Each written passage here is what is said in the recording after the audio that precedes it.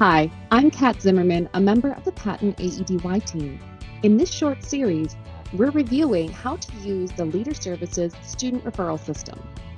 In this video, we'll review how to close a student referral once the student's exit transition process has been completed and the student is no longer enrolled in the AEDY program.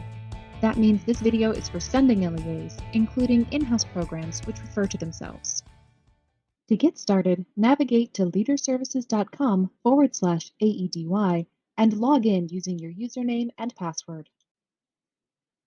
From your dashboard, navigate to the referrals created by your LEA.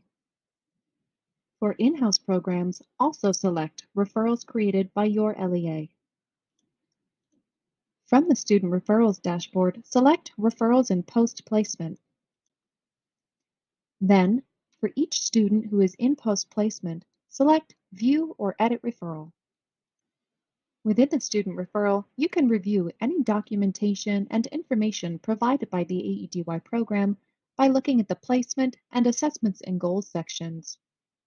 To begin closing the referral, navigate to the Outcomes section using the navigation panel on the left. On this post-placement page, use the radio buttons to select the general outcome appropriate for the student. For example, that the student transitioned to the regular classroom or homeschool. If this is a secondary incident, be sure to select Other and use the text box to describe the incident. Then, use the text box below to provide the date the student returned to the general education setting. This date should align with the date provided by Child Accounting. Finally, use the Yes/No buttons to answer the question, was the student identified as special education as part of the intake review or while in the program? Only answer yes if the student was identified during the AEDY process. If they are otherwise identified as special ed, continue to select no. When you are finished, click Save and go to Next Section. Pressing Save and go to Next Section should bring you back to the Demographics page.